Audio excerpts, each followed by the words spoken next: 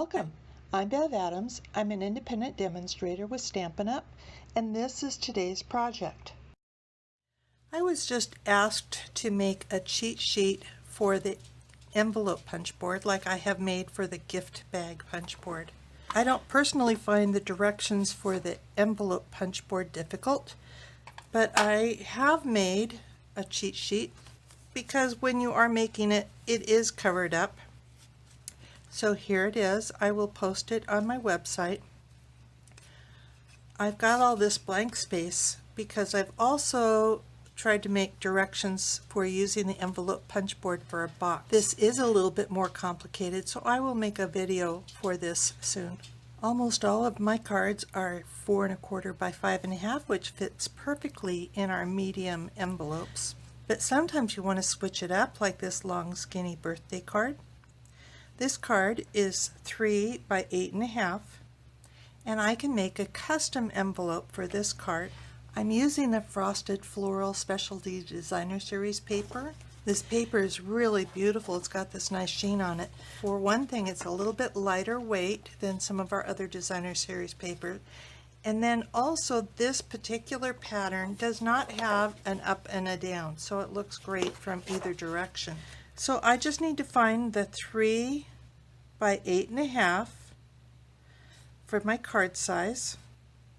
It tells me the paper size, 9 1/4 by 9 1/4. These are all squares. And my first score line is at 2 5/8. So I've put that on my direction. Find the size of your card on the chart. The envelope punch board does come with its own scoring tool. This is 9 1/4 by 9 1/4, as the chart told me. I am left-handed, so I need to turn my scoreboard this way, and I apologize. So the first direction was to score at 2 5/8.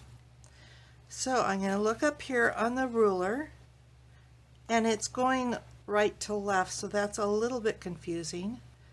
But I'm going to go to 2 5/8, and I'm going to punch and score.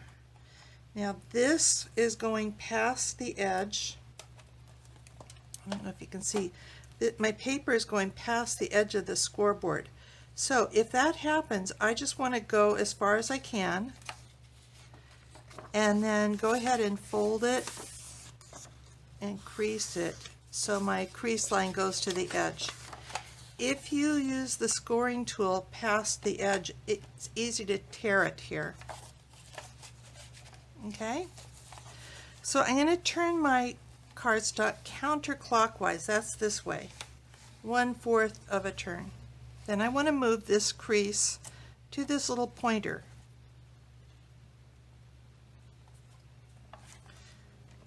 Punch and score. I'm really repeating those directions. Turn it 1/4 of a turn, line up the pointer, punch and score. Notice that I only use that measurement that very first time. Again, I went past the end, so I'm going to crease and then turn and line this up again. Punch and score. There is a reverse punch on this other side that rounds the corners. So I'm going to place it in here. You want to put it in so it doesn't wiggle. That's the key. And punch. Put it in so it doesn't wiggle, and I'm holding it there. Punch. This corner I'm not going to punch, but I'm going to punch this one. For the rectangle envelopes, you will have one long flap and 2 small flaps. And I see that because this long flap is really longer than my envelope, I probably am going to do things a little bit different. I'm going to fold the sides in, and when I fold this, the bottom of my envelope up, it goes way higher than I want it to go.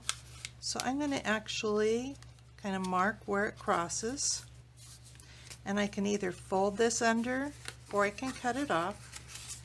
In this case, I'll fold it under, and it's still too big, so I'm just going to snip this off, and just for fun I'm going to go ahead and adhere this down.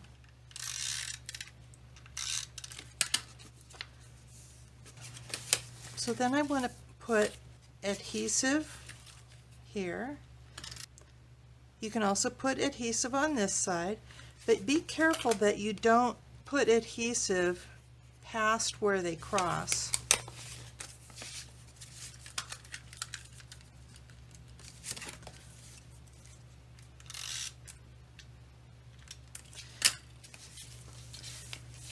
Now my flap is going to be too long, so I think what I'll do is I'll just fold this up.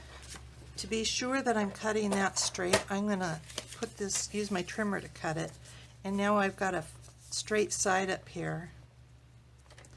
I can just trim that corner off. This is not an angle that will go in the corner rounder, so I guess I will use this like that. But it should fit my card perfectly. And I need to squeeze that bow in.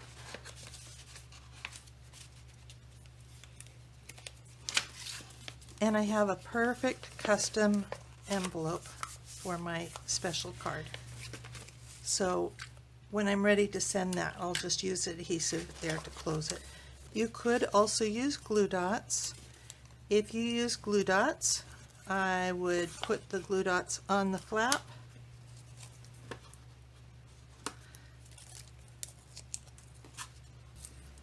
And just cover those up until you're ready to seal your envelope with these little snips.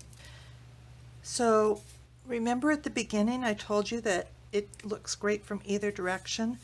It doesn't really matter up and down, and I do not have a definite diagonal stripe or vertical stripe here to worry about.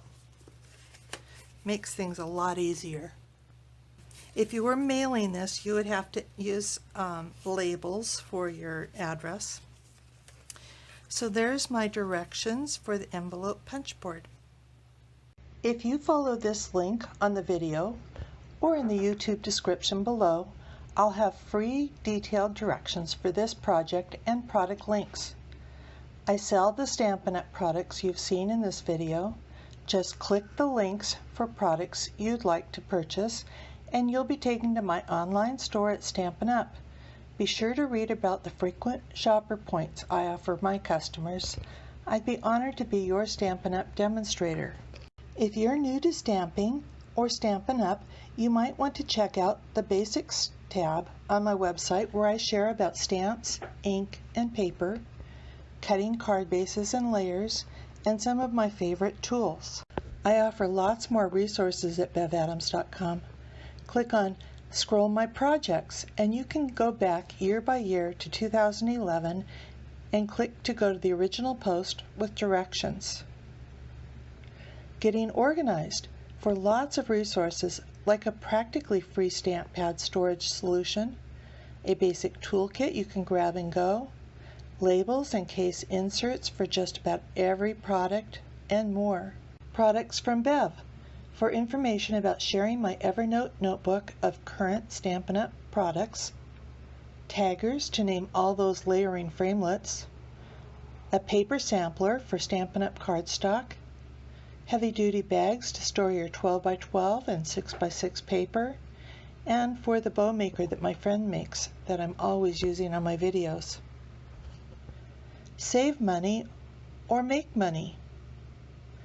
Techie tips. Deals from Stampin' Up! Come stamp with me if you're in Ventura County in California. Don't forget to subscribe to my YouTube channel and also to my website so you don't miss a thing. More organization means more time for crafting. Thank you so very much for watching. Bye.